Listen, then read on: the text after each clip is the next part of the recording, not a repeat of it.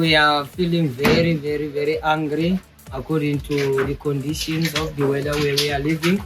There is a lot of water here. We can't even walk around. Flooding, plummeting temperatures and snow in parts of South Africa with another storm on the way. What's behind the spike in the number of church attacks?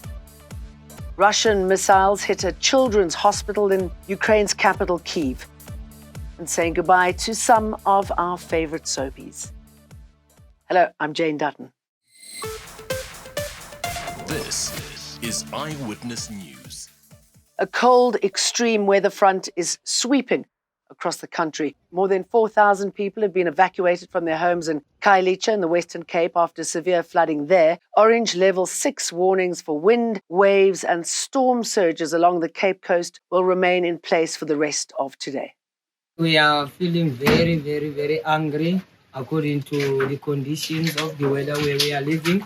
There is a lot of water here. We can't even walk around inside the houses.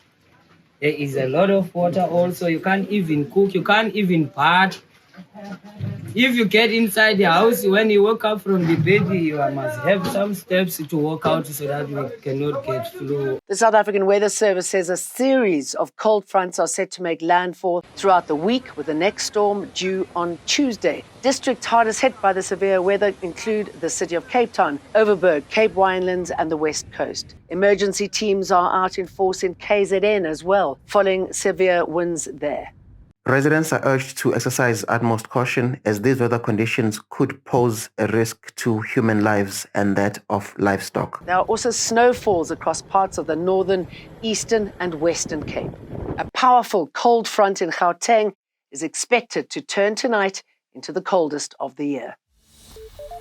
Easy targets. Over the past 3 weeks, several robberies have been reported during religious services in Cape Town and Pretoria. Thieves robbing congregants and clergymen is not a new phenomenon, but these crimes seem to be escalating. In one of the latest incidents last week, a church service turned violent. No arrests have yet been made. They came to rob us and they shot me 4 times. But by the grace of God, I survived. So I've been a victim, and I know 3 pastors that I know that have been victim to this.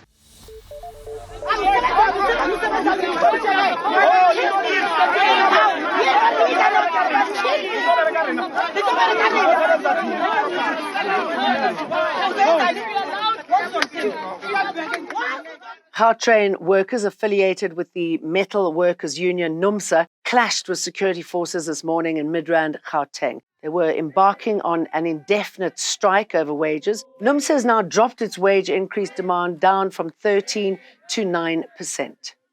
Because we really do want to find a middle ground, we did then shift from 13, we're now at 9. So we're calling on Gautrain to meet us. Same but different.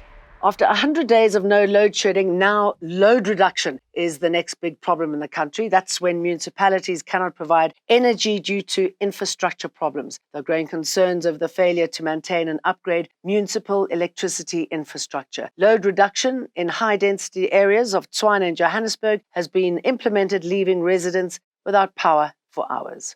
Electricity Minister Gautrain Ramakgopa denies we are burning through diesel to keep the lights on. He says we've spent 6 billion rand less on diesel in the last 3 months. We are not burning diesels to levels that are unacceptable for us to be able to maintain this kind of performance. There's nothing about diesel that is anchoring the kind of performance that we are seeing now. It all has to do with the performance of this coal-fired power station and the work that the team has done. Russia fired dozens of missiles at cities across Ukraine today in a massive barrage that killed at least 24 people and smashed into a children's hospital in Kyiv, trapping victims under the rubble. Dozens of volunteers, doctors and rescue workers were digging through debris of a part of Okmatyet pediatric hospital in a desperate search for survivors. The attack came as President Volodymyr Zelensky visited Warsaw before heading to the NATO summit in Washington, where he was expected to appeal for more military support from the country's allies.